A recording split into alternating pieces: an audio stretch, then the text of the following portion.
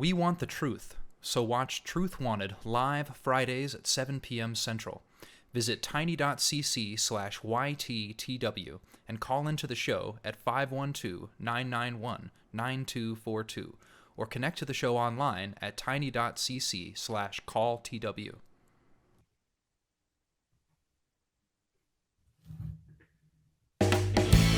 So you think that you can tell us how to live our lives, never questioning the source from which your moral code derives. You think that suffering is part of some great plan that's been devised. I wonder,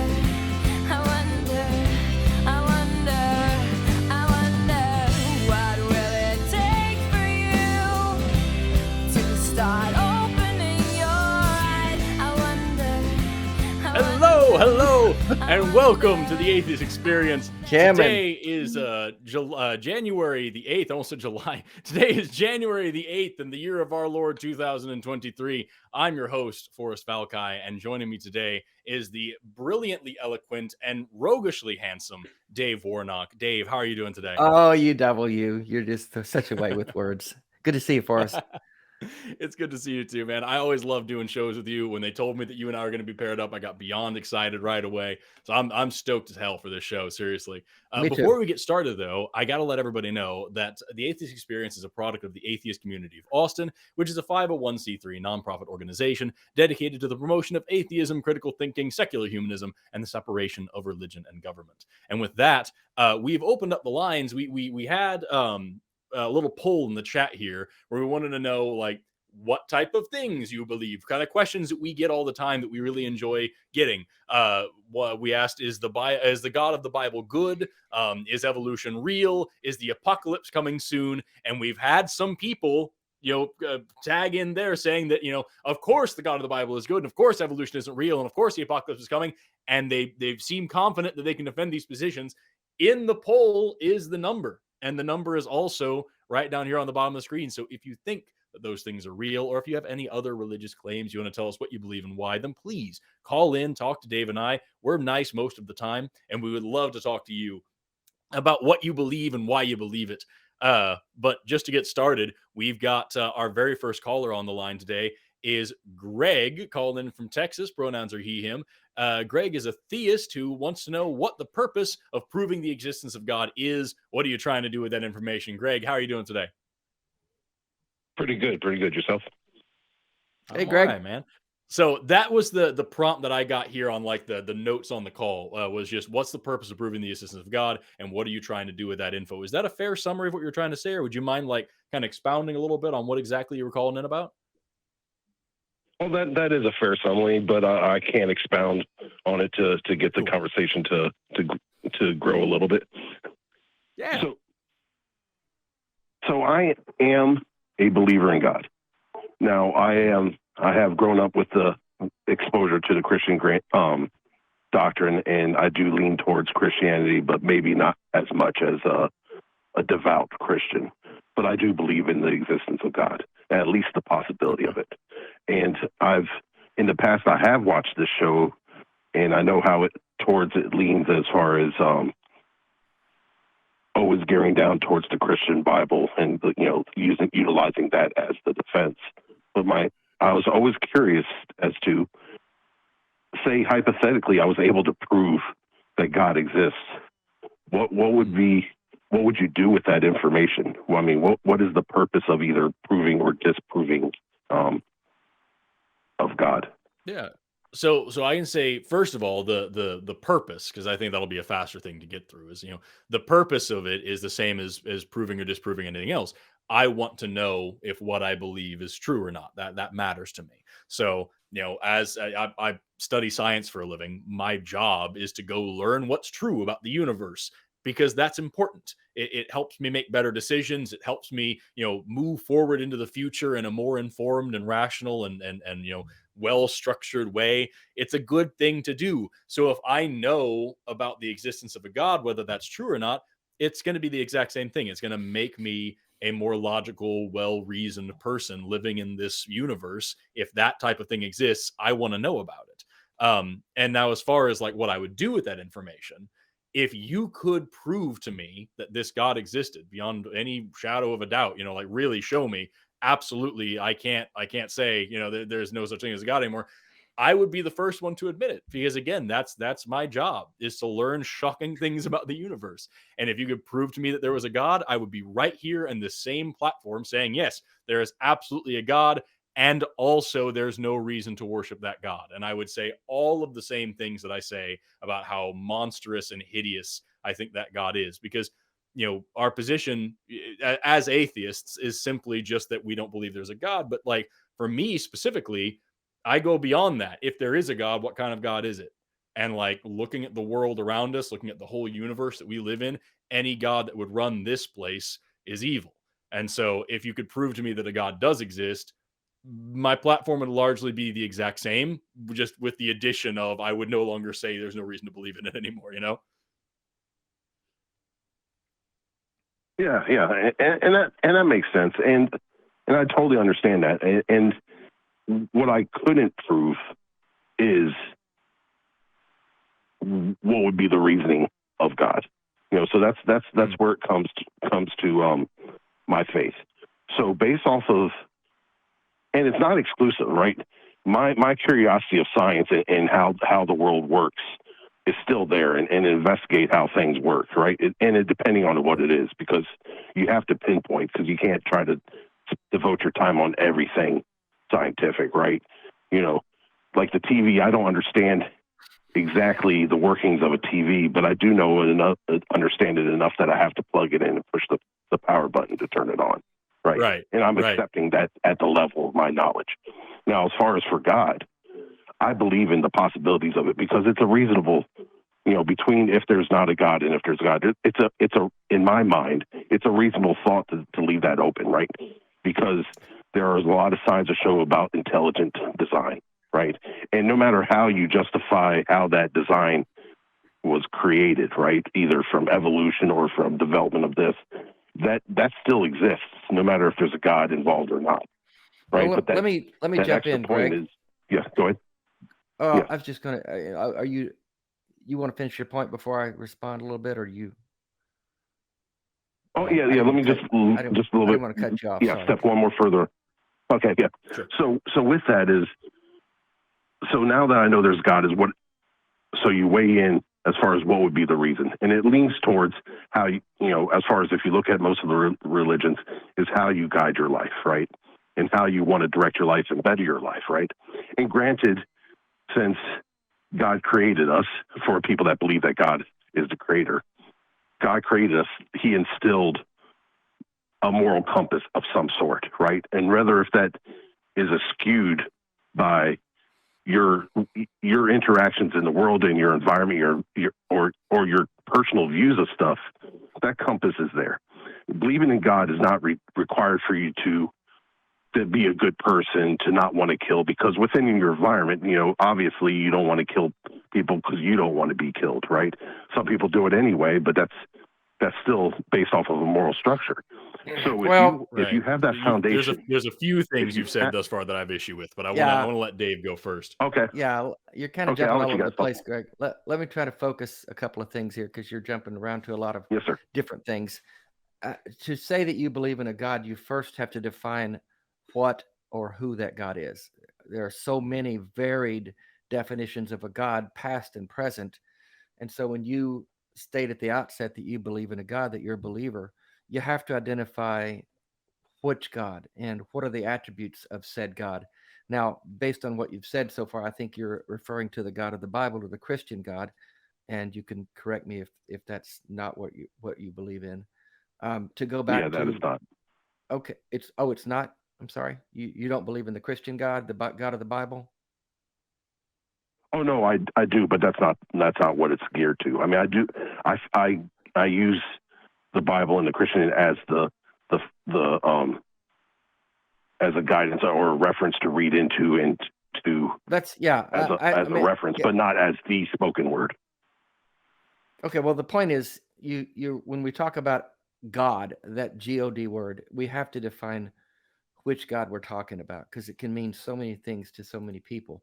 So we have to narrow down what is the focus of your definition of said God, and you're referring to the God as defined in the Bible. So that, as Forrest referred to earlier, is problematic because you also tied that belief in God to a moral code that helps us live our lives as moral people. I have a problem with that because the God of the Bible is not moral. He allows and regulates slavery. He condones genocide. He had to instruct his people to put blood on their doorposts so he would know which innocent babies to kill and which ones to pass over, which is the Passover. So if you believe in the God of that God of the Bible, then I think what Forrest was saying, and I agree with, if you were to prove the existence of that God, I would grant you that. Okay, you've proven this God is real. I would still not worship that God, although I did for 37 years. I would not worship that God because he's an immoral monster and he's petty and jealous and cruel. And so I take issue with the whole concept of this God being the one that gives us our moral code and helps us know how to live our lives. And then I guess the other question I would put back on you, when you say you believe in this God, and you're asking what's the purpose of proving the existence of a God like this, is it or is it not important to you that what you believe is actually true? Do you want to know for sure that this God is real, or are you content to believe in him whether or not he's really true, whether he can be proven or not, or whether his existence can be proven? Is that important to you or not? The importance of the existence of God in itself. Yeah, Yes. yeah. Are you okay with The just importance of- believing it, or but do you want it? Do you want it to absolutely be true? Oh no, I want it to be true, but you're veering over to defending it. I'm not trying to defend my choice or the Christian God, bringing up the slavery and everything in the Bible. That is not the part that doesn't change the fact that the mere existence of God and him instilling that moral code has nothing to do with the Bible. It's when we were created. But how do you define what that with moral us code is baptism. if you don't use the Bible as the guideline? What do you have to have some point of reference for this moral code if you're saying that this God of yours is the one giving it? What's your point of reference to define that? Oh, whatever I'm studying, I lean towards Christianity, and I get what I can from the Bible, but I don't hold that hard. That's what I put to the test with me wanting a relationship with God, not a Christian, necessarily a Christian relationship, just in general, right? For me to say that it opens me up. Can I ask you a slightly different question? And that will connect back to this, because something else that you said a minute ago, you said that you think that belief in God is, I agreed what you said for a second. You said that, either God exists or it doesn't. Sure. I can dig with that. And then you said that there's evident design around us, that when we look at things around us, that there's evidence of design around us. And so belief in this God is a reasonable conclusion to reach based on, am I summarizing that pretty well, or am I misrepresenting you? No, yeah, it's the reason to pursue that path. Because if you don't believe in God, if you choose not to believe in God, you're just cutting any kind of growth or look in that route. Not completely, but in the realm, if you want to better yourself or get in touch with whatever they're in discovery, right? It's to discover what type of God there is. You have to have at least that. Well, faith but I in don't. that there is a I don't God. That's choose- different than what I See, thought you were saying. Because I don't choose to not believe in a God. That's the difference. You're saying we're Forrest and I or atheists are we've just chosen not to believe in a God. That's just a choice we've made. That's not accurate. That's disbelief in a God is a conclusion that we come to based on a lack of evidence. It's not a choice we made. So if we are presented with sufficient evidence, like Forrest said, I'll buy in. I'll say, okay, you got me. There is enough evidence now for me to adhere to some kind of belief in this God that you've presented. But up till now, and up till right now, this at 5:45 p.m. Eastern Standard Time, I don't see that evidence, and so I'm still coming to the conclusion that he's not there. It's not a choice I've made; it's a conclusion I've come to. And I don't Well, think that well, choice has so any bearing on what kind of moral code you develop into. Mm-mm. That's one that earlier on I remember you saying that there's evidence of design around us, and you can either believe in evolution or God, and one of those no, I things didn't has say that. evidence.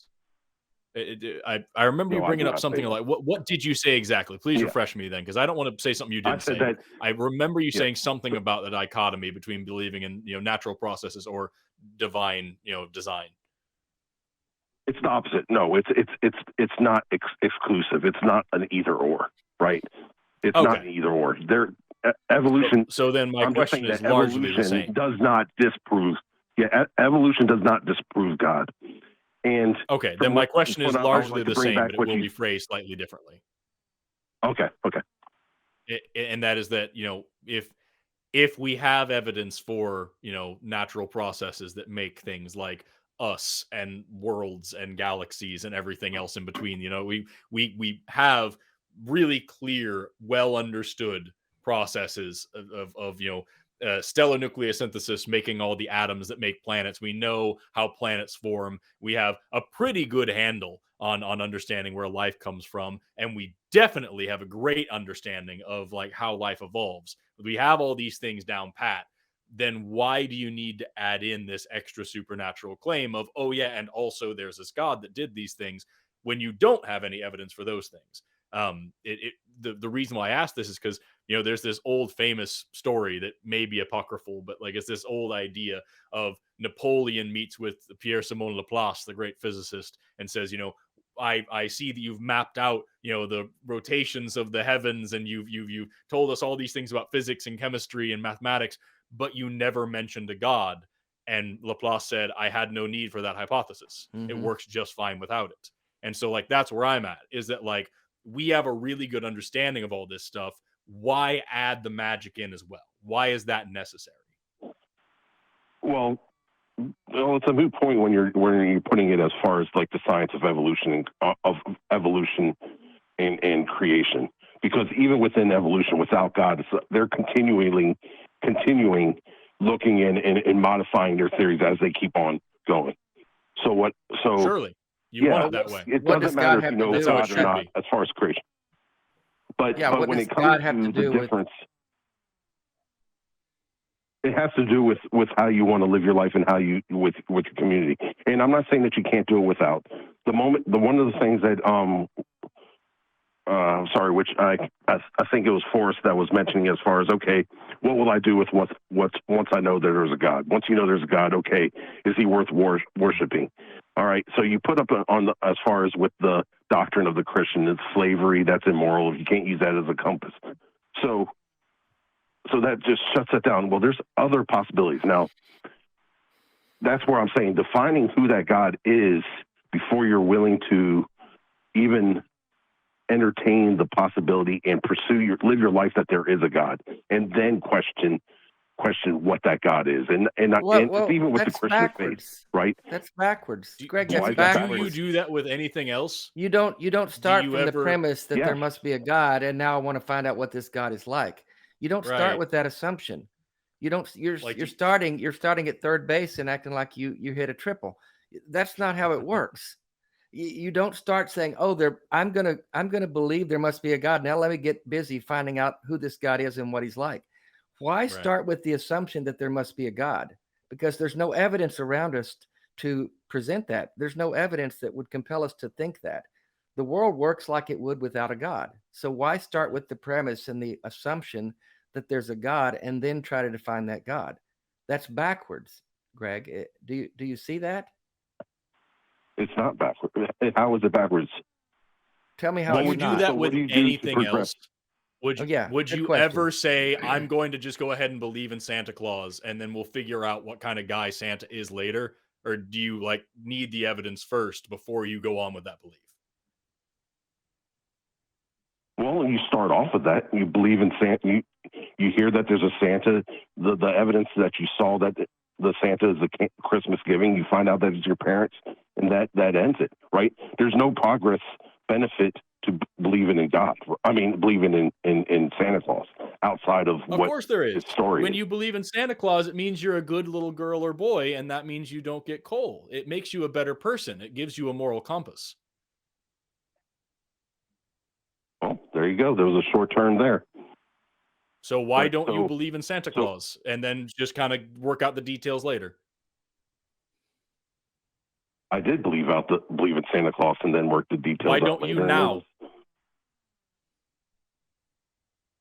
Because their evidence led to that. Well, if there is a Santa Claus, so there's no proof that there's no Santa Claus, but it proved that the Santa Claus, who Santa Claus was, is not who it was, right? Well, let's So let's there's ask. still no Let's, proof that there's no There's Santa like Claus. 2,000 different versions of Christianity of different people who disagree on who God is and what kind of person God is. So like, is it the same Doesn't there? change who God is. well, let me ask you It this: doesn't change who Santa Claus is. What evidence have you seen, Greg, that would cause you to believe more firmly in a God? What evidence can you point to at this point in your life? Just the following the philosophy of God. You know, That's not evidence. omni- That's not the- evidence. That's what evidence have you seen that would cause you to further believe in this God that you started with the assumption that he's there? So what evidence have you seen thus far in your life? my life experience following that path, finding out who that God is. That's still the path I'm going. So what have you found?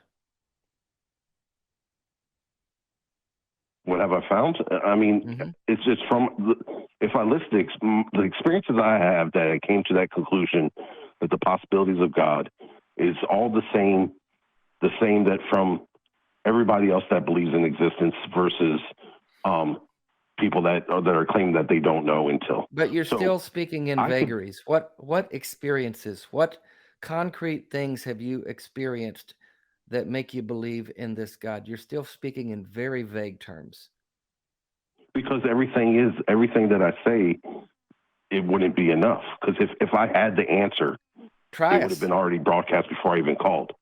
So Well, so try what it. I'm That's saying the is, thing, though. Like, I ask again, would you use this same line of thinking for anything else? If I told you that I believed in any other God, or if I believed in Santa Claus, or if I believed in Roland the Magic Goblin in my closet, or any other thing ever, and I've I seen gave Roland. you the exact, see, Dave knows Roland, I know Yeah. Roland.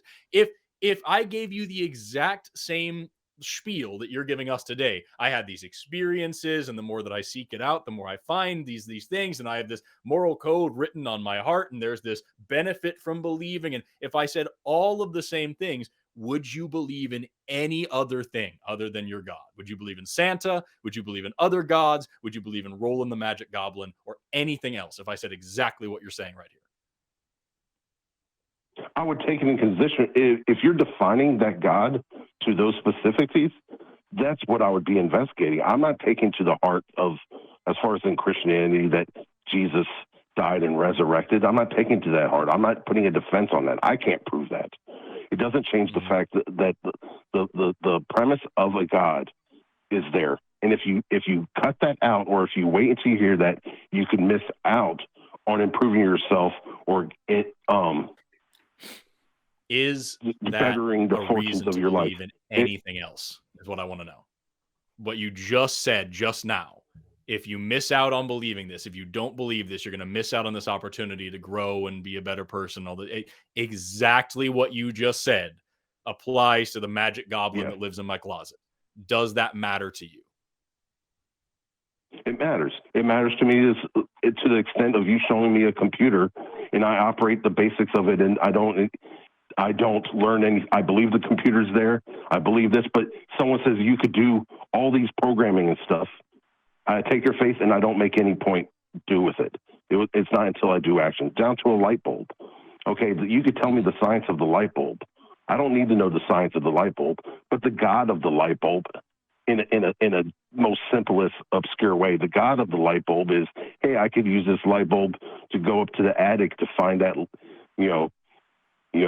that leaky air duct, or So, But it what sounds it to me sounds like like you keep saying, what it sounds to me like what you keep saying is that the only reason you have to believe in a God is because you don't have to think about it too much, and you may eventually feel better or do a good thing.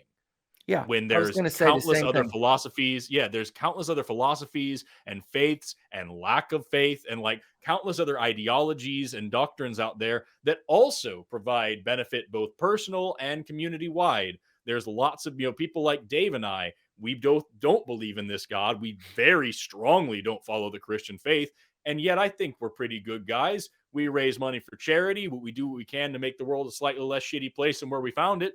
And we don't need this belief to do so. So what's the point in believing this? It's the same thing as with the science thing. If you have all the benefits you need, why add in this baggage? It sounds like, Greg, that you're saying it doesn't really matter what God we believe in or what the attributes and definitions of this God is, just as long as we believe in something, because it'll make us behave better and be better people. No, But it doesn't matter if that you have God's to really do true or something not. with it.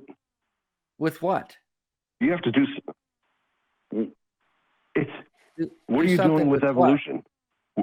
No, What are you doing with evolution. knowing Learning. evolution? We're learning how we came to be, and it helps us understand our human Are progress. you learning it, or are you getting it fed from someone else that did the work to learn it? Well, are No, you? I What are you actually getting? do research, Yeah, and you're talking like to an that's my evolution job. ethologist, right? But like that's no, Okay, well, then that's good. even if I wasn't like the research that I do, I'm a graduate student right now studying bioanthropology. So I have a couple of degrees in biology. I was taught it from somebody else, and now I work in a lab as a graduate student researcher doing actual research, testing hypotheses about human evolution. That's what I do. But it doesn't matter which one's which, because the understanding of evolution that we have is a huge driver in medicine, in agriculture, and several other things that make your life better. If you've been to a doctor in the past ever of your whole life, you have benefited for the past 200 years. You have benefited from the study of evolution because we understand evolution, so we can make better medicines. If you have gone to the grocery store and bought food in the past 200 years, if actually the past 20,000 years, you have benefited from our understanding of evolution because you have foods that have been selectively bred to produce more nutrition and better tastes and all sorts of things. Like, evolution is not just something you just know about, it's something that you can use in real life all the time. Mm-hmm. So what's the and analogy here between that and your God? What's something that you can do all the time because of your understanding of your God? In what way does that benefit all of society? It's outside of just outside of the basics, what's instilled on our heart, it's to go up there and my experiences, my interactions with people, and what has been given to me that you can't explain, right? Like things that you cannot explain shows that that's the possibility that God's intervention or discovering what's already been in here. How proactive God is in our life, I've yet to say. But to say that there's nothing that's been set in place to accept where you're at, then you're just limiting yourself. And I'm not saying Throw this out there. Yeah. You keep talking about like these things that are imprinted on our heart and everything. There's evolutionary reasons for good behavior too. We actually have models of like altruism, compassion, kindness, empathy, grief, like all of these very human things, quote, quote, that make us good people, so to speak. They all have evolutionary histories and they all have like direct analogs in other species. So like, do you think that there's a moral code written on the heart of mice? And that's why they free each other from cramped cages, even at the risk of food rewards, or show empathetic suffering when one of them is sick, the other one rides with them to like show that they're with. Do you think that there's something written on the hearts of elephants, and that's why they protect each other and they have funerals and things like that? Like, is it just a human thing? Like, what's going on with that? I have no clue. I have no clue on that. Well, then I have no clue on it. Then why do you believe in it? But you're implying that this moral code that God has put on us causes us to behave better. And I must say, if your belief in God is causing you to be a less shitty person, then please keep believing in him. But the point is, there's no evidence to suggest that a God is needed for us to be good people or empathetic or compassionate. And that's the Yep. truth. And so You're right. when You're right. There's no belief. There's no need for that. It's, I'd like to say, it's in our. You don't need that. You're right. You're So right. what do we There's need a no God doubt on for? that. And what's the point? What do we need What's a the God point then? for? Why do we need a God? You're never going to know if you don't even leave that open up to the possibility and act your life with And towards. you'll never know how much you discovering need what you- Santa Yeah. Claus until you believe in him. It's just something you want to It's believe in, just Greg. not an argument. I wish you had the honesty to admit that you believe it just because you want to believe it and it makes you feel better. Regardless of evidence, regardless of whether it's true or not, you just want to believe it because it makes you feel better. And that's okay. I mean, I don't want to take that away from you, but there are things going on in this country that are done by people because they believe God has given them a mandate to do so, and it's making our world a worse place. And that's why we speak up against it. It's not okay. That's why we are trying to get to the root of this. Is this God true or not? And help people understand that ethically there's no evidence for it. Morally, there's no evidence, and it's not helping us be a better society. It's causing us to be worse and to Making do it damage actively to worse, people. yeah. So I'll be the first to admit that religions out there and people do and horrible it's bad. things, and It's bad, and they do it in the name of God. And there's no evidence that this God exists, and these people keep doing it because they believe that God has told them to. The people who believe in the exact same God as you are the ones out here authoring the monumentally cruel, homophobic, transphobic, anti-woman bills across the nation at this moment. The people who believe in the same God as you run the Lord's Resistance Army. The people who believe in the same God as you join the KKK. So, like, there's some nice things that happen when people believe in God, and there's some hideous things that happen when people believe in God, and it's for the exact same reason, because they believe in this God. So why carry the baggage? well, I mean, I guess if you already have that prescribed, as far as, I mean, like I said, that goes back to defending on what type of God that is. It's to pursue it and put it through its test to see if it's opening you up to opportunities or experiences in your life that you don't know otherwise. I'm not Greg, saying I did that for 35 or so years. I gave this God my life, and I believed in this God, and I pursued this God, and I preached and taught this God's word, and I gave him every opportunity to show himself, and he didn't. When I did examine whether or not this God was true, he came up wanting pretty severely, and I came to the conclusion that this God I had spent my life believing in was no longer true, or had never been true, and I no longer believed in it. So I did apply fierce scrutiny to the idea of this God, and it came up short. So I would encourage you to apply some fierce scrutiny to this God that you have predetermined is there, and maybe you'll come to the conclusion I did. I don't know, but I'm just telling you, I did. Well, my I do have conversation one. would still go through if I was calling a devout Christian. If I was calling a devout Christian podcast or show, my questions would still be the same. It's one thing. It's not just open up God. Why are you determining that God is the way He is? These people that are devout, why are they determining that these are the things that they are?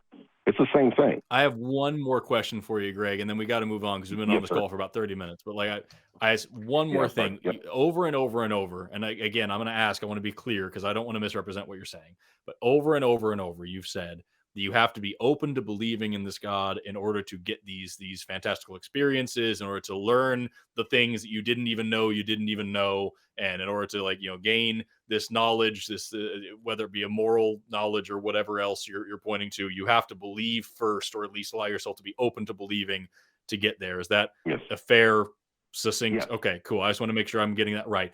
Do you think that there is any kind of knowledge, any kind of moral understanding, any kind of difference of perspective in the world that would be beneficial to you that you could possibly gain from not believing in God? do you think that being an atheist might actually open some moral and ethical doors for you and help you get a better perspective on the world? And by not believing in this God, you could actually gain some real insight. Do I believe not believing in God Provides at Me personally, least no. the same caliber of benefits that you think believing in a God provides? Yes, that's what I'm asking. You keep saying that if you have to believe first and leave yourself open to this God, and then you'll see these benefits. I think, and I'm not just saying this to play word games with you, I genuinely think that not believing in God opens you up to way better moral insight and way better understanding and helps make you a better person. So what's the difference between the two of us here? Do you think that it's possible that if you were to try not believing for a while, you might see things differently and it would be a better thing? I can honestly say that if this came between the God that people that prescribe to God in a as a doctrine, in a religious doctrine, that yes, I do believe it would be beneficial to have an atheist view rather than to have a hard fast view of a one description of God, because we do not know. We can't trust on. There are discrepancies. If I was devout Christian, I would see that it would be beneficial for me to lean towards atheism. Even Charles Hawkins, the levels of atheism, I would leaning towards atheism with the possibility, leaning towards believing in a God as an atheist, rather than saying that they're just leave it up there. I'm not going to believe into God until someone either proves me one way or the other, because that's inactive, right? That's my point. Defining that God, that's where I would be more apt to define the God in a more liberal sense than a conservative sense as far as any of the religions that have been established. Now, if I personally lean towards that, I wouldn't push myself, proselytize that to someone else. So that's my point. As far as believing in the existing God or the possibility of God and opening up to that, I feel is an important factor. And you could be an atheist and believe the possibility of that God and act towards that, but not knowing who that God is just an equivalent. You will press for it. I think we're right back at the beginning now. Yeah. Well, that'd be an agnostic, which that's it's a fair whole to other sum thing. that up. But that's fine. Yeah. That's a good, honest answer. Yep. All right. Well, Greg, I appreciate you calling in. I feel like we've talked in circles for a little while, Yeah. but I hope Thanks somebody for gained calling. something out of this.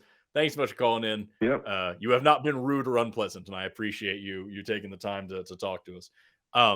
We have a couple other callers on the line, and I am excited to talk to a couple of them in particular. But I do want to just point out that in our original chat, we had at least one or two people say that the God of the Bible is good, that evolution isn't real, and more people said that the apocalypse isn't coming soon. It was a small percentage, but it is a percentage, and none of those people have called in. we have Come not on, people, step anybody up. on there. Like we've We're got nice guys. one. Yeah, I want to talk to this guy real bad in Argentina, and then we've got somebody else here that seemed pretty interesting. But like, I just want to throw out there that once again, as usual, we always put out a poll at the beginning of the show. And we're like, hey, what do you think about this thing? And we always get theists that are like, no, and then they never call us. So if you think that the God of the Bible is a good person or a good character, if you think evolution isn't real, if you think that the world is going to end shortly and Jesus is going to come back, Any day. call and tell us about it. We would love to talk to you about it. We gave you 3 different things to call about, and as usual, they'll answer the poll, but they won't call us and tell us. Okay, so we're going to move on. But before we do, really quickly, I just got to let you know that if you would like to support us and our channel here, there's a few ways that you can support both the Atheist Experience and the ACA as a whole. You can become a member of this channel for as little as 99 cents a month. Just click the join button down below the video, and that'll give you access to a variety of things, including special chat emojis. Put the special chat emojis in the chat, and let people see those. That'll be super cool. You can also become a member of the channel for as little as 99 cents a month.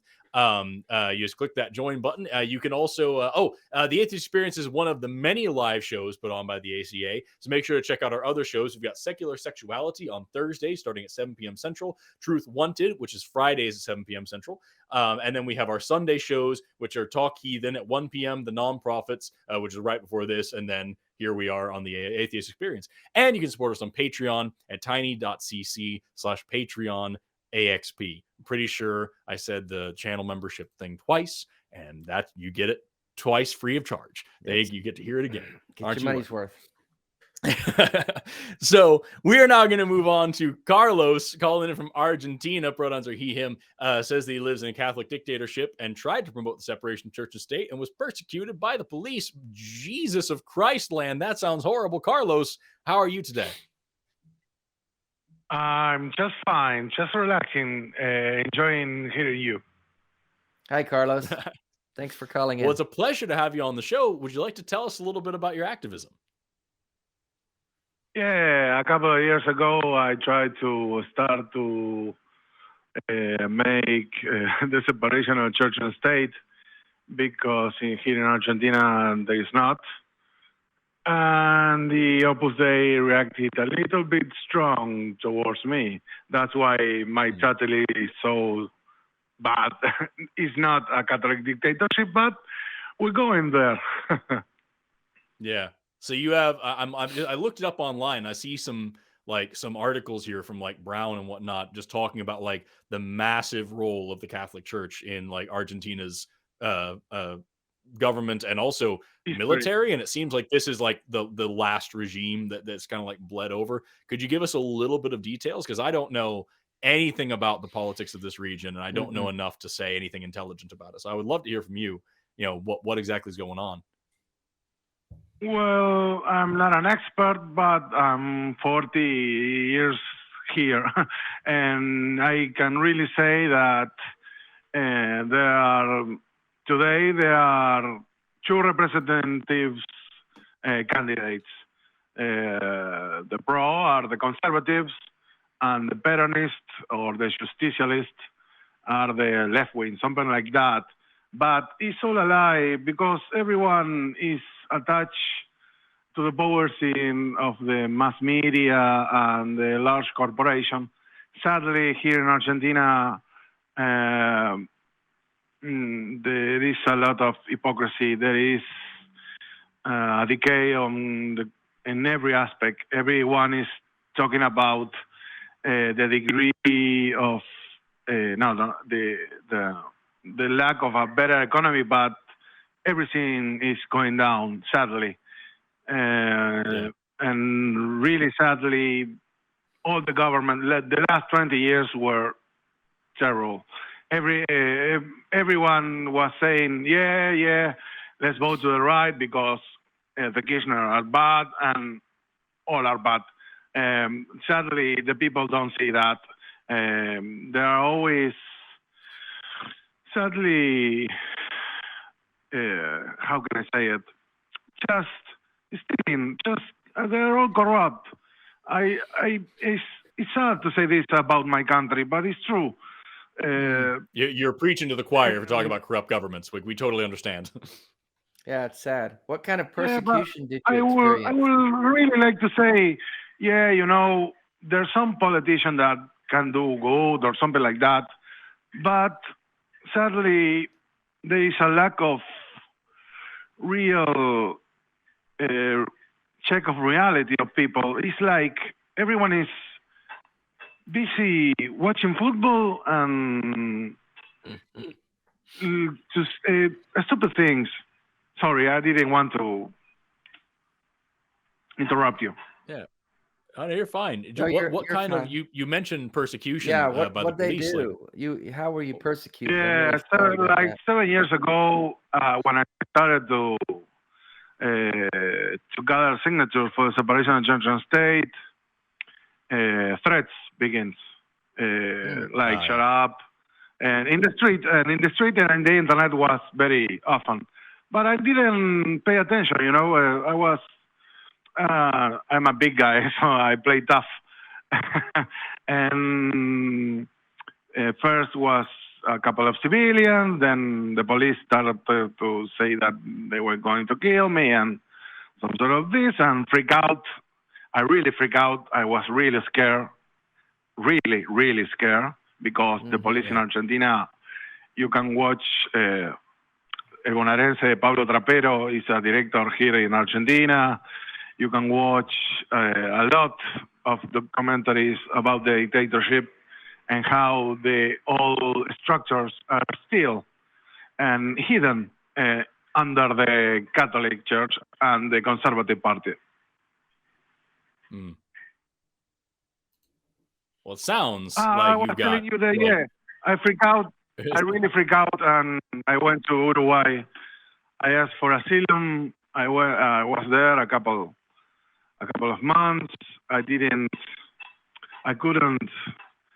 really establish, and I was under my psychiatric medication. I was really in a bad state, and my parents went to ask me that return, and sadly, I listened to them. I returned, and again, I'm having trouble. Yeah. You rejoined the church, you mean? I didn't listen. What?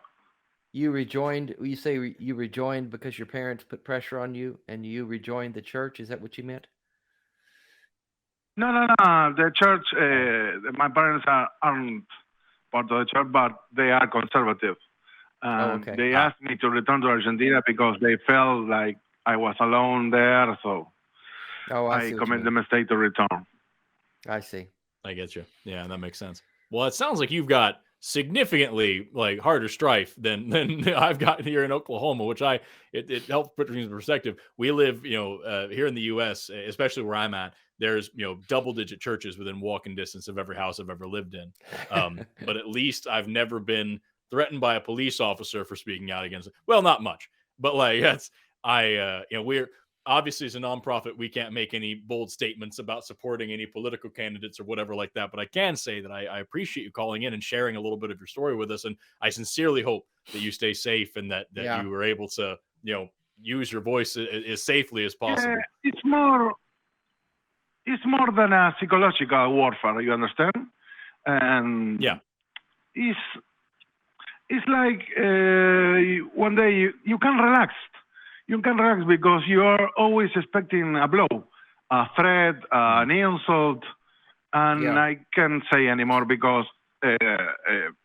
other things happen, but really I cannot say that. Honestly, there's a like an sphere of everyone. Let's better shut up and look the other way, and it's very sad. It's really, really sad because I was a patriot. I really love my country, but when the people start to see me like a freak because I didn't believe in what they do and the way they do politics here, they treat me like a foreign. And another bad thing, when I was a child, all my life, my father was Jew, and like maybe in the federal district there are Jews, but not in the surrounding the state, and I got pretty rough time because of that. And when I became an atheist, that was just fuel for fire. What I love about this so much, and I hate to say the word love because you're talking about painful things, but like what I hope other people are hearing and what makes me happy to hear is that like your experiences and what you're saying, especially there, are so ubiquitous with so many of the callers that we get. So many people say the same thing, and all of those people say that they feel isolated and that they feel attacked and they feel alone. And that's not to take away from anything you're saying. I sincerely hope that you were able to stay safe because that's a scary situation. I hope other people hearing this all around the world, because this show is listened to everywhere. I hope people hearing this, can identify with what you're saying and can sort of, feel a little bit together with that. They can feel like they're connected in some way, because that's very, very, very common. Things are tough all over, especially, for atheist communities, for Jewish communities. Absolutely. But I sincerely thank you for calling in and sharing this with me. Seriously, this has been a fantastic discussion. I hope things get better in your country. I know it's a battle in many places in the world. We've dealt with that here in the U.S. Exactly. It's a battle. This movement. this movement toward I really authoritarianism. like to think that I'm going to live. Sorry, I didn't want to interrupt. That's okay. You're fine. It's sad because I tried everything the democratic way. I even condemned the people who throw rocks to the church and all that stuff. And I don't understand. It's like, okay, let's have a debate. Let's have a chat about the separation of church and state, and everything go to hell. And I don't want to start. It's hard when you can't even have a discussion anymore. Exactly. It's like the thing that I'm from Argentina. You are from the U.S., but we have a common ground. We can talk, and I can talk to a Muslim, a Jew, whatever. But these people, fanatics, that's the real problem. When the people got fanatic ideas, it happened with all aspects. Even with I was a communist when I was a teenager, and it happened the same. It's like it's a dogma. It's like a doctrine. Dogma. Don't discuss the state. Don't discuss the church. Don't discuss the authority. Don't think. Just go with the flow. And if you're not, you are a lazy bum. You're outsider. You are looking for something. You are guilty of something. It's like you can. It's amazing because you almost can hear the priest like spreading the rumors. This guy is something bad, or maybe it's something dark. But the worst thing is, from the part of my father, I'm Luciferian, but I'm an atheist. Luciferian in the meaning of philosophy. I understand Lucifer as a philosopher point, as an archetype of, like Jung says. And I can explain these people that it's a philosopher's statement. You understand? They treat it like, oh, this guy is Satanist, surely is up to bad things. And I'm not a saint, I've been around. I've been aggressive towards people that have been aggressive to me, but I'm not a terrorist. You understand? That's the way you treat me. Yeah. Yeah, I totally understand. I appreciate you sharing it with us. We've got to move on because we got a few other calls. Thank you for calling, man. Thank you, Carlos. I seriously, thank you so I appreciate you much. sharing all this with us and helping people get some perspective. Seriously, super nice guy, Carlos. Really quick, we've got a bunch of other calls on the line that I want to get to, including a couple of them that I'm actually really excited about. But we're running low on time, so really quickly, I've got to let you, the audience, know that the ACA hosts several other shows other than just the Atheist Experience, including the Nonprofits and Secular Sexuality and Truth Wanted and Talk Heathen. And if you didn't catch all the shows last week, here's a little taste of the things that you probably want to go back and watch. What has your experience been? What tips can you give? What does it look like for somebody who's maybe just getting started? And you can always give more than just the tip. Right. Yes. Thank you. We've always been taught about the great I am. And, of course, yeah, we've been primed. But where the hell did this come from? Drugs. Yeah, drugs. Drugs. Maybe it's my good looks. I don't know. They feel like they always need to tell me about Jesus. And it's not your good look. And it's not. No, it's definitely not. They're trying to keep themselves. They're just praying. You just have that face that you need to be saved, honey. Even then, Ben, atheists on Twitter will argue all day about, do we lack a belief? Do we claim that a God isn't real? There's even semantics there as to what actually an atheist even is. I didn't get to meet myself until I was in my 20s. And I hope that today's kids get options before that to really meet themselves while they're young. So you can have your closed-minded ideas, but I don't think that it's improving anything, and the data shows that.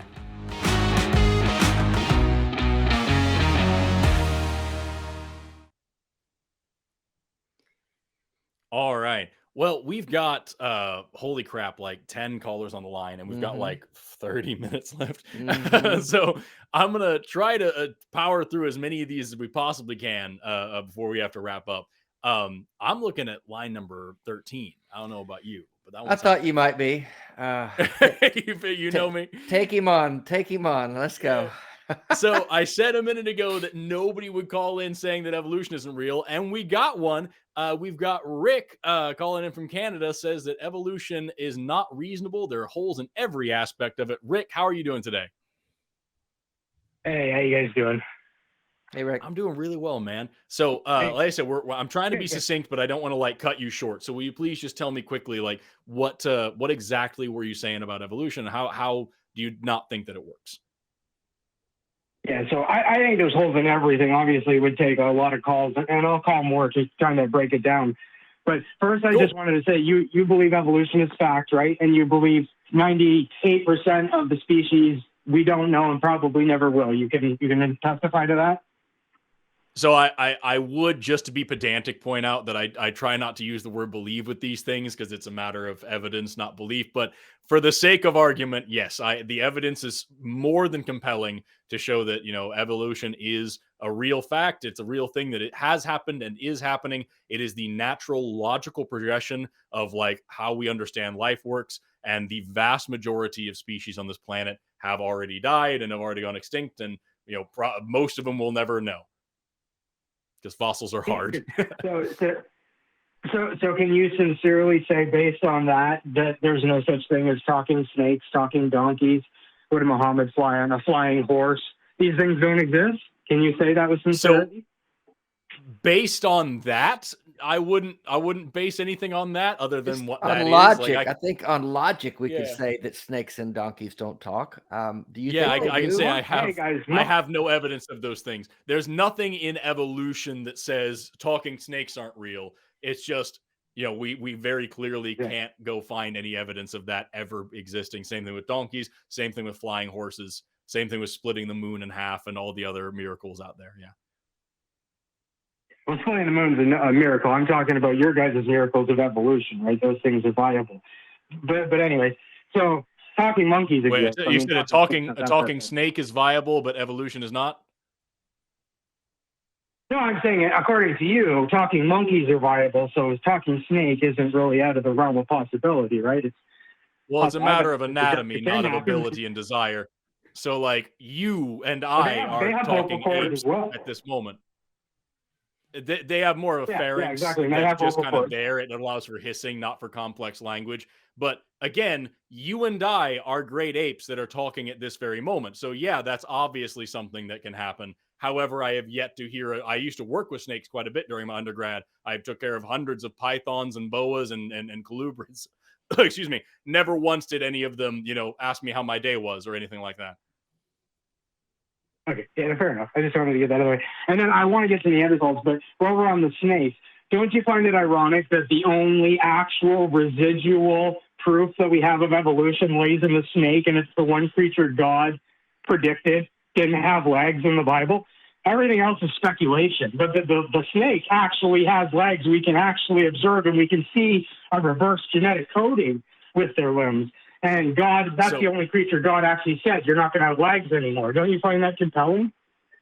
So really quick, just one thing. I am going to answer that. I'm not going to dodge that question, but I just want to really answer. Like, did you say that the snake is the only evidence of evolution is based on the fact that it still has little leg bones and genetic leftovers? No, I'm saying of residual limbs, of actual viable, provable. There's lots of other things that you guys connect to it, but those legs are undeniable. They're there, right? Those are residual limbs. In pythons especially have little hips and little leg bones, little femur bones that are left over from their evolutionary history. That's called a vestigial structure. And there are also, genetic vestiges as well, but they're nowhere near the only ones that have that. You have several vestigial structures on your body at this moment, as well as other animals. For example, whales also have little pelvises and leg bones, just like pythons do, and they don't do anything, though they're maybe exaptations. There's some evidence for that, but like those are also leftovers from evolution. So have you never seen a whale breed before? Do you know that they use those to latch on because of their weight and their size? Those are very, very I just said that. I'm sorry, you may may not be familiar with the jargon. That might be my fault, but I just said that may be an exaptation. But also, an exaptation means something that it is a vestigial structure, something that used to be one thing that now, like through evolution, has kind of decayed into a little shadow of its former self, but now is used for a different purpose. It's new purpose, its new usage is different than what it originally evolved for. That's an exaptation. And yes, there is pretty good evidence now that for some whale species, the pelvises are muscle attachments for their penises. However, that's not to say that isn't true of anything else. For example, you brought up snakes. Snakes, especially like in ball pythons and Burmese pythons, they have great big spurs right there by their cloacas, the males do. Those are vestigial structures left over from their femur bones, and now they are exaptations. They are also used in breeding to stimulate the female. So, like, again, you're not saying anything novel here. You're just pointing to two disparate different, examples and saying they don't make sense when they're actually the same thing. But we can actually see that snakes have. We can actually see them in some of them as well as fossils. We have fossils of so-called whale transitions, but none of them they're actually just species. It's like Matt always says, what does that prove? It just proves everything is a species. It proves it's a species. Exactly. It doesn't show one leg growing, one leg. It's just a different species. That's all it is. But snakes are the only ones that actually have something that we can't deny. But if what you're saying is all we can say is that these animals existed, we can't say that they're actually whales. There's two things that I would say about that. Number one is, are you familiar at all with Steno's law of superpositioning? No. Yes? No, I'm not. I haven't heard that. Okay, No, so no. Steno's law of No, I don't. superpositioning is this thing back in the 1700s, I want to say. No, I'm sorry, it was late 1600s, early 1700s. There's a guy named Nicolaus Steno, and he pointed out that the tongue stones that we were finding were actually ancient teeth from sharks that no longer existed. Tongue stones were megalodon teeth, and this was the beginning of our understanding of what a fossil was. And Steno was also like a very, very, very early geologist, hundreds of years before the field of geology was actually established. And he, based on his studies of paleontology, or what he didn't know was paleontology at the time, established what he called the law of superpositioning, which is simply to say that when we look at layers of strata in the geological column, when we look at layers of the earth piled up, the layers on top are the newest ones and the layers on the bottom are the youngest ones. And when we see sometimes one infiltrating through several of them, that must be the youngest one of all. But that's a different rule for a different time. So because of Steno's law of superposition, well, that's one of the main things, is that because of Steno's law of superpositioning, which is one of the main foundational principles of the field of geology, because of that, we know that when we look at these whale fossils, we find them in order. And the deeper down we go, the less these things look like whales and the more they look like funky little wolves, right? And so that right away, even if you want to say all we know is that these things exist, yeah, they exist in this particular order. And when you line them all up, they slowly turn into a whale, and you can see it with your eyes. Also, you could say that we can't tell these things are related to each other. But if you were to say that, you have to take into account comparative anatomy. We're able to look at the anatomical features, the bone structures and markings of certain species, and tell who they're related to. This is why we know that whales are actually in the artiodactyl family, which means that whales are more closely related to deer than they are to horses or fish or anything else. How cool is that? And we can do that because we can look at certain bones, not only in the ear, but also in the ankle bones. For example, the astragalus bone is a really common one that we talk about, that we can see is connecting all of these different species and isn't found in other species. So we can say for sure, not speculation, that all these fossils existed. We can say that all these species existed in order. We can say that they were definitely all related to each other. And we can say that over the course of a few million years, they became whales. Like, That's evolution. That's how it works. It's not just one line of evidence, Yeah, and it's not just a guess. Yeah, but then see, and granted, but you're not accounting for the fact that every time we find one of these, they're completely useful in accordance with their species. We don't see anything that's not useful as far as evolution must have happened for it to get to that point. There must have been a point where they had some annoying limb that was dragging. How they survived is another thing, but we don't find any of that. All we find is species. We find absolutely useful species. That's it. We don't find Right. anything So there's in the two middle. big We problems with find what you just said. There's two major problems with what you just said. The first thing is that we do absolutely find things like that. You're just not seeing them for what they are. The concept of selection pressure is the idea. Selection pressure is a term in evolution, and what it means is a differential source of mortality or fertility within a given environment. And what that means is simply is that if you do this, you die. If you don't do that, you die. Right? It's a way of like gauging how likely something is to be able to reproduce. So when we see like, these kind of middle whales, things like Ambulocetus, for example, which almost certainly couldn't walk on land, but definitely still had little stuff, or even further than that, like a Dorudon, absolutely was not walking on land, had tiny, tiny, dumpy little back legs and a big flabby body. Like that thing was not coming up out of the water. So now you can say, well, there's no selection pressure anymore to get rid of these legs, right? Because the legs aren't hurting anything. But remember, it's all about energy conservation. It's all about using energy to survive. So the whales that didn't invest energy into growing useless legs had that energy to do other things. And this goes into something called the expensive tissue hypothesis, which is the whole idea that, structures in your body cost energy to build. And so if you use that energy for other stuff, then you have those other things. And so like that's the whole thing. So it's not that these guys had to have some big problem of dragging these useless legs around. It's just a matter of the fact that they got smaller and smaller and smaller through lack of necessity, until finally it was actually beneficial to not have them. Same thing with blind cave animals. You look at like cave fish, cave salamanders, and these things, they don't have eyes. And normally we'd say having eyes is a good thing, right?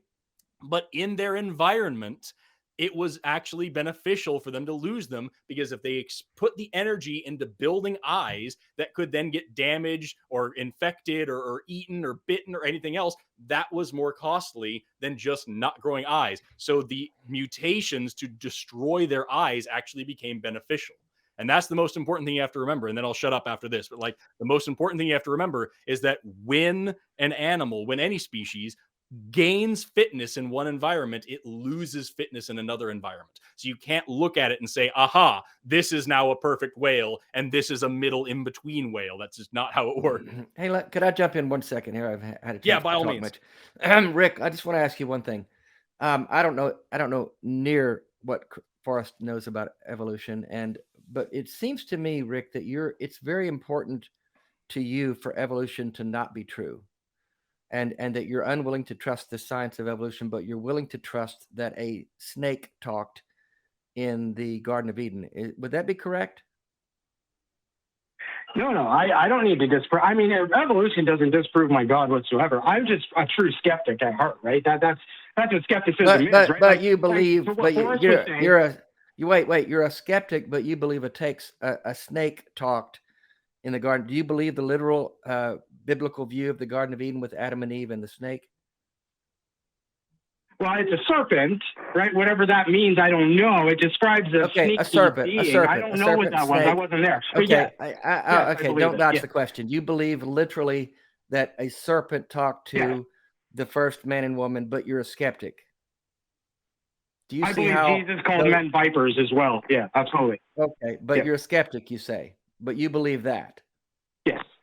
Okay. I believe Jesus called men snakes. Yep. I rest my case. I'm sorry. I've got nothing else. Anyway, so like you were saying, Forrest, those little limbs, that could have been because he hunted in shallow waters and the weight bear down on him, and he needed those little limbs. All it proves is it's a species. That's all it proves. It doesn't prove it. Right. That's what we would say about Indohyus or Pakicetus. That's not what we would say about Ambulocetus or Durodon. I think we could do this all day. We probably got to grab a couple more calls. But I always want to reiterate, yes, we can prove that these species did exist, That's the whole point of the fossil record, is we see that these species did in fact exist. And what we know for sure is the order in which they existed. We know that they're related to each other, and we know that when we line them up back to back, we get Endohyus bopping around looking like a funky little deer wolf, and then we have freaking whales on the other side. So when you put them in the order that they are clearly in, this is the evidence that we have. This is what we see. You can watch it with your own eyes. And not to mention the fact that we're just talking about big macroevolution in whales. Like, evolution is something that you can see happening in one human lifetime all the time. You can watch it with your eyes. We have lab experiments and field experiments clearly showing evolution. I know, and that brings me to the Neanderthals. I know you guys are short on time, so I'll call back for that, but that's a perfect segue to the Neanderthal point. But thanks for your time, guy. I'll wait till you're on again for us. I'll call back with that. Right. I'm dying to know what the Neanderthal point is. No, we got. Yeah, I got to move on. I appreciate you being succinct with this, though. Rick. Seriously. I just want to say, if you believe a serpent talked to Adam and Eve in the Garden of Eden, you are not a skeptic. Let's just leave it at that. I can agree with that. Okay. But Rick, I do sincerely appreciate you being succinct with us and getting through that. I would love to talk to you some more if you want to call back in. And I appreciate you being one of the people who called in about evolution, since that's what we were asking about. I'll probably be back on sometime in February, unless something happens and they need me quickly in January. So, please do call back in and tell me about Neanderthals. So we've got a few left here, and we've got I think 20 minutes. So really quickly, if you can arrange to be in the Austin area between January 26th through 29th, please continue joining us in the studio audience at the ACA Free Thought Library for live broadcasts of Secular Sexuality, Truth Wanted, Talk Heathen, and the Atheist Experience. Doors open at 6 p.m. on Thursday and Friday, and noon on Sunday. Parking is where you can find a legal spot after the lot is full. It's a very small lot. I've been there. You got to get there early. And if you can't make it this month, that's okay, because we will continue to broadcast live from the library the last week of every month. So keep watching this show and keep up with our website, atheist-community.org, for news and information as we expand our in-studio offerings. And speaking of being in the local Austin area, oh my glob, losing the screen here. We are looking for additional talented hosts and crew members for all of the shows. So if you're interested in assisting with audio, video, or hosting on any of our shows, and you can be live in the studio, please email us at tv@atheist-community.org, and the production team will be in touch shortly. And with that now, we're going to jump into, a couple of these sound good.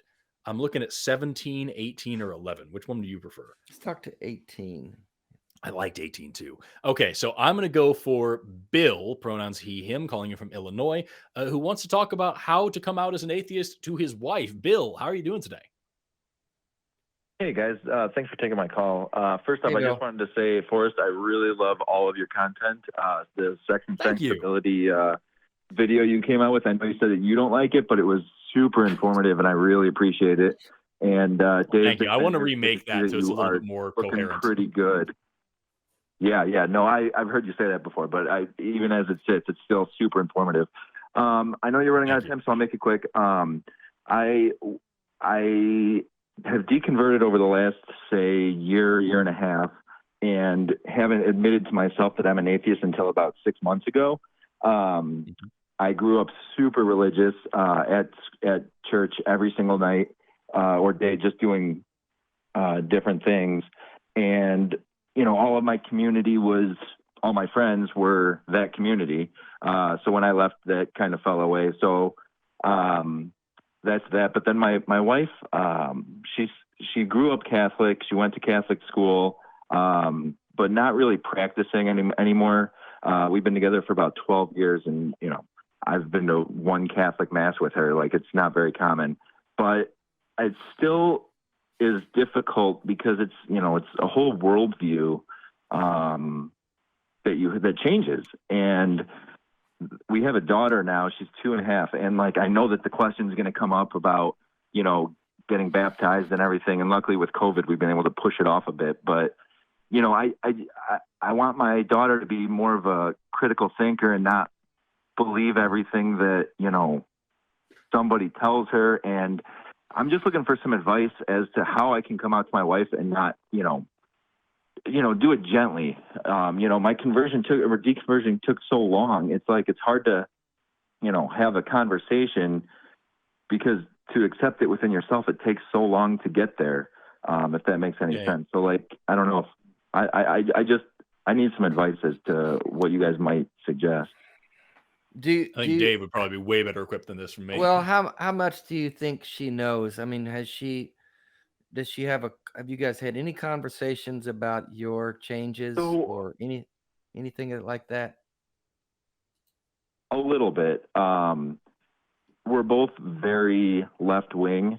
So when we point out certain things, it's easy to kind of be like, oh, those religious people or something like that. And we haven't really had much of a conversation about it. I've kind of dropped some like seeds a little bit about, critical thinking and our own biases and stuff, but nothing specific to religion.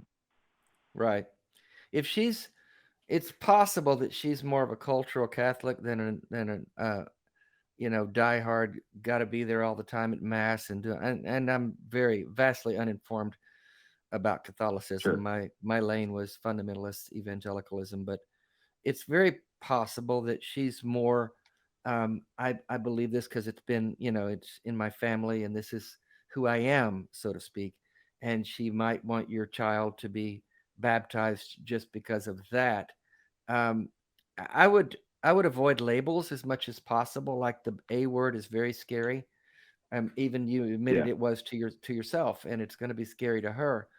But if you can continue to raise skeptical questions and bring skepticism into the conversation, like it seems like you already have, then you kind of start chipping away at that monster of religion, and it's not as big a monster. And I would take the long view, and I'm no expert on this, so please, I'm not a therapist of any kind. I just have a lot of years of experience in this shit.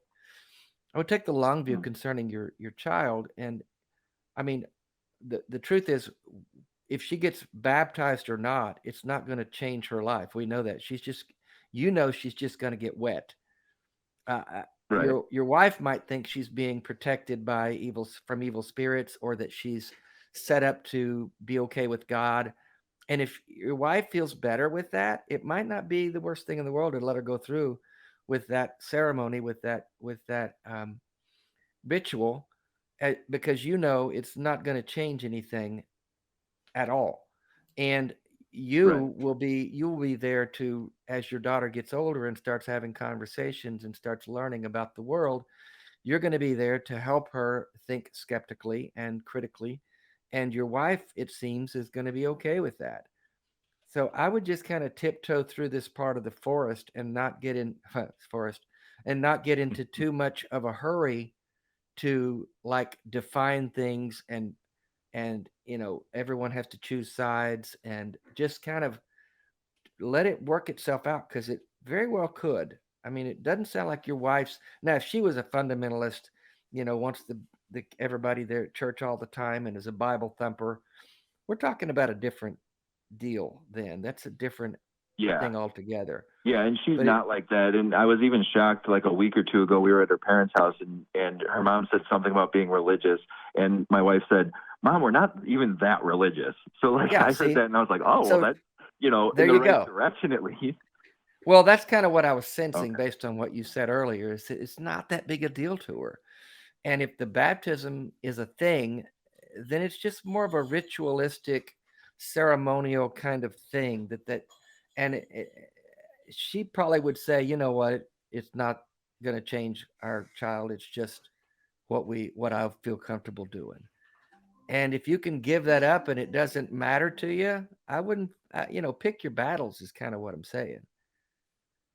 Yeah. Does that make sense? Yeah, I think that if my daughter wasn't involved, I could, go for a while without even mentioning it much, because it's really not that important to her, I don't think. That's but good. I think and your daughter's still really young, so it's not like she's gonna have when she gets to be 6 and 8 and 10 and starts asking questions and is learning how the world works, then it's going to be more important for you and your wife to be on the same page in communicating these kind of things.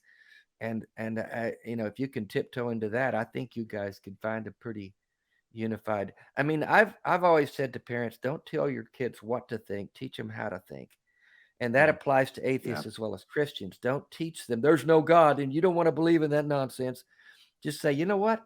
I want to encourage you to ask questions, to think critically. And if you do that, I can almost guarantee your daughter's going to come out okay. Yeah, I would also say, even if, Dave, I think made a great point saying that this is still very early on in her life, and like this wouldn't affect her too much, but like even still down the line, what an amazing lesson in critical thinking to see. Yeah, actually, mom and dad figured some shit out too, and we're also not infallible, and we also learned something, and now we're all learning together, and like that's a great moment to structure a young mind as well. So and modeling being able to disagree on some things and still get along and coexist. I mean, those are huge lessons, especially in the climate we're living in now in this country. So yeah, definitely. You got that right. It's not easy, that's for sure.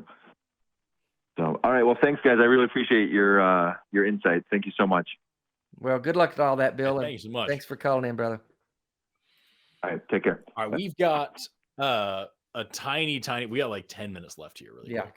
And so I want to do one more very briefly. And I think we should go for line number 12 myself. I think that one sounds fun. I know it's a little bit further down the list, but like I want to take that guy. So we're gonna go for as the final end of the little last thing on the show here is Sir Delicioso, no pronouns given, calling in from Canada, who wants to tell us that God is good. Can I call you Sir, or do I call you Delicioso? Like, what would be a better way to talk to you? You could call me whatever you want to call me. I called in because I heard there was no Christians willing to defend the character and the integrity of Scripture. So one of the topics is you are the only one. We had one atheist on the line who had something, and I'm afraid we weren't able to get to him. But like, you were the only theist that called in saying that God is good. All right, no problem. So what's your disagreement with God being good?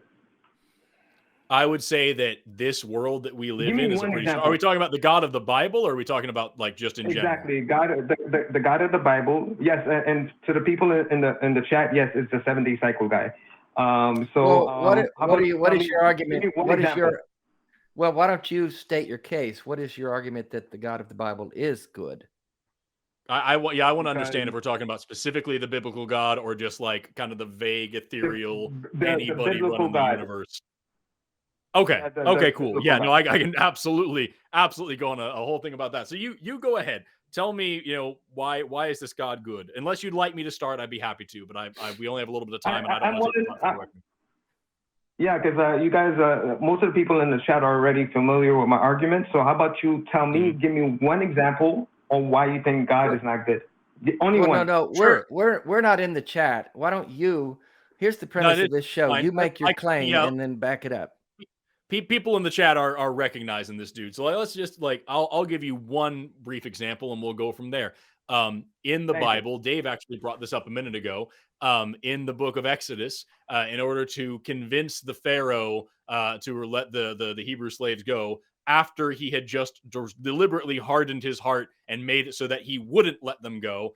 Finally, the last plague that he does is he kills every single firstborn child, kills millions of innocent babies across Egypt, except for the ones that they smeared lamb's blood over their door. So God is infanticidal, killing all these innocent children, cruel and ridiculous by hardening the Pharaoh's heart in order to continue doing these different plagues, is violating free will, is an absolute monster for doing this to a bunch of innocent people. The Pharaoh made a decision, the people didn't make the decision, and yet they're the ones who got punished. And also is apparently really freaking dumb, because he needs to be guided by a smearing of lamb's blood on which babies to not murder. So that's one example of something absolutely heinous and disgusting that the God of the Bible did. All right, so how about you give me 15 seconds to respond to that. Number one, I love it when you. I love it when you atheists act like you know the Bible. Number one, it also says that Pharaoh hardened his own heart. So I would like you to reconcile your understanding of that, because it doesn't only say God hardened his heart, and you have to explain to me what that means in relation to. It's also saying that Pharaoh hardened his own heart. And number two, as it relates to the firstborn child dying, it didn't say God did that. So I don't know where you got that passage from where it says God did that. What God did is allow the angel of death. Go ahead. I'm trying to keep up with it. I apologize. I thought you were done. Please finish your point, and then we'll go. No, okay. So number one, try to reconcile the fact that it also says Pharaoh hardened his own heart. I know what it means, but I know you don't. And number two, the angel of death killed the firstborn child of Well, you're full of shit because Why? we do know what that means. Some of us atheists actually do know the fucking Bible, probably better than you. But go ahead and make your what's your, do you have a third one, or is those the only two? Just tell me, since you say you know the Bible better than me, tell me where it says Pharaoh hardened his own heart. Tell me I didn't say I know it better than you. I say I do know the Bible because I was a Christian for 30-something years. Give me the Tell reference. us. Give me the reference. Tell us why the God that you serve needed to kill the firstborn of all the Jews. Tell us why he needed to do that. The firstborn of all the Jews? Are you first of all, there's no firstborn of all the Jews. What are you talking about, Dave? You're talking like somebody who doesn't. Are you okay? He didn't kill the firstborn of the Jews. Yeah. And I just said a couple of seconds ago. Over the doorpost. He put the blood of the lamb over the doorpost to kill all the firstborn. Who did he kill? Are you ridiculous? To kill the firstborn of the Jews? He was protecting. What are you talking about? Even Jews. He protected the Jews. He killed the first. I misspoke. The Jews. I misspoke. He killed the firstborn. Okay, who did he kill and why? Tell us that. And he didn't kill the first. There's no verse in scripture that says he killed the firstborn of the Jews. Oh my God! Right. No. Okay. So you've asked two questions now. You asked to reconcile God hardening Pharaoh's heart versus Pharaoh hardening his own heart, and you said that God didn't kill the firstborn, the angel of death did, and you're right. Dave misspoke, but he very quickly fixed that. Yeah, so he killed the firstborn. No big deal. Yeah. So here's the thing. First of all, and then also you changed your first question. You said, where in the Bible does it say that Pharaoh hardened his own heart? So first of all, here I just typed into Google God hardening Pharaoh's heart, and here's Exodus 9:12. But the Lord hardened Pharaoh's heart, and he would not listen to Moses and Aaron, just as the Lord had said to Moses, because earlier on he said, I will harden Pharaoh's heart. He says that earlier. But even if it didn't say that, even if it was sometimes it was God hardening his heart and sometimes the Pharaoh hardened his own heart, that doesn't change anything. Sometimes God did it means God still did it. So like if I sometimes punch somebody and sometimes they punch themselves, that doesn't absolve me from punching them, right? And then also you said that God didn't kill the babies, the angel of death killed the babies. Cool. If I hire someone to go kill babies, I'm still responsible for those babies dying. There is still a thing there where I hired the hitman. So if God sent the angel of death to kill these babies, he's still responsible. And if he didn't send the angel of death, which the Bible says he did, but if he didn't and the angel of death just did this, then why did God give the instructions to smear the blood and all that stuff to spare some of the babies? He clearly knew it was happening, so he's guilty by just letting it happen. And he even knew about it ahead of time. So again, if I know someone's going to go kill a bunch of babies and I go tell people, hey, this guy's going to go kill a bunch of babies, make sure to do this thing so your baby doesn't get murdered, that doesn't make me a good person. I should have stopped the dude from killing the babies. No matter which way you twist this story and play word games with it, your God is still responsible, and he's still an evil asshole for doing that. So how do you defend his morality? How about I respond to that? Because you made a whole bunch of claims. Okay, number one, he never sent the angel of death. Basically what it means, because if you actually know scripture, he is allowed to remove his light. Can I finalize?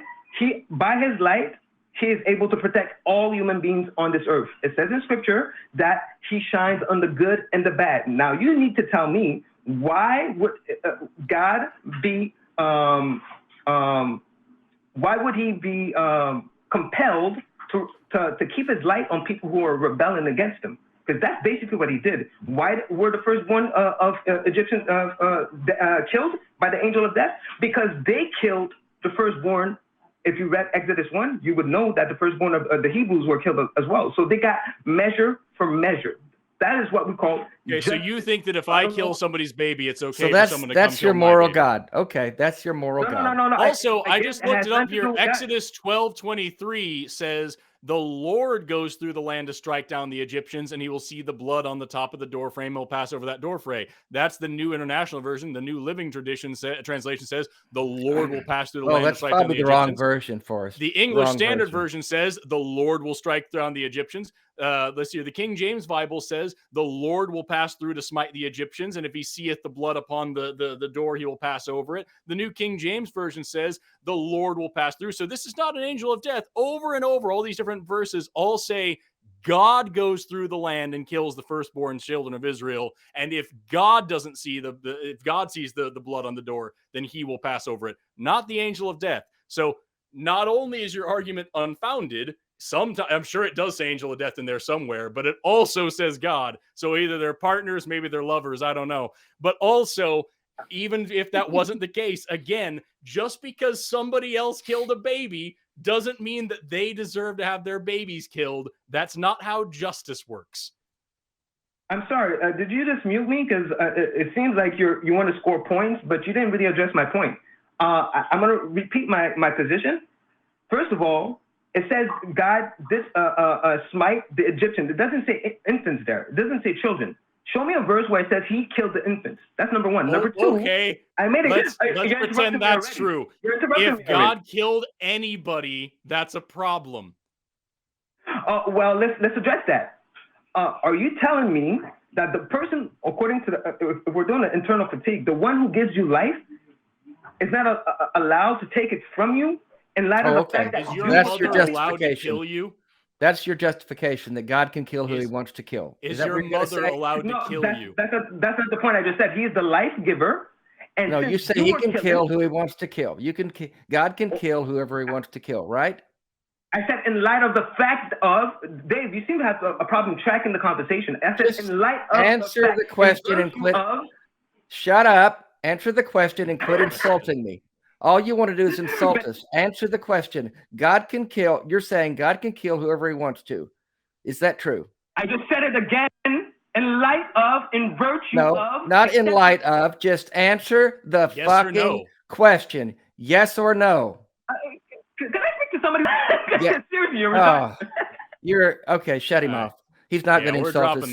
You're gonna he's not going to insult us and cost us roots. He's just looking to be obstinate and ridiculous. Yeah. We gave him I'm not going to entertain somebody who throws around slurs. That fucking sucks. Nope, we're not going to do that. Hey, if you have an actual adult argument and you'd like to call in, that'd be cool.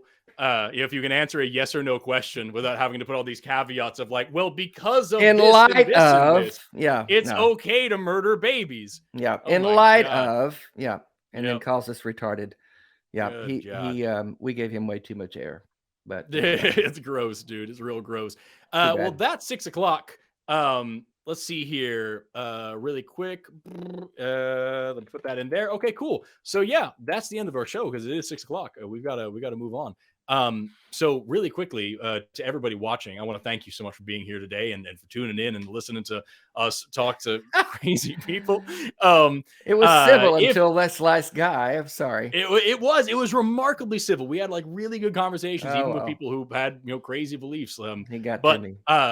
I want to thank you all for being here. Please visit our website, atheist-community.org, for the latest on what's been happening. Feel free to contact us at tv@atheist-community.org if you have any questions, comments, concerns, or whatever. It is always freaking fantastic hosting with you. I love doing this. Loved it for us. Thanks for everyone who called. Sorry for a few we didn't get to, but it was great. Yeah. We actually, the lines were filling up there towards the end, which sucks. But we will hopefully call back in next time. We'll be here again next week. I'll probably be on again in February at some point. So I hope the one person wants to talk about Neanderthals will call back in and talk to me about it, because that sounds like a lot of fun. And until then, have an awesome rest of your day. Have an awesome rest of your life, and never stop learning. Bye-bye. Goodbye, everyone. What will it take for you to start opening your eyes, to start questioning the bullshit everyone around you buys? You think it's any of your business what goes on between my thighs? I wonder when we'll be rid of your lies.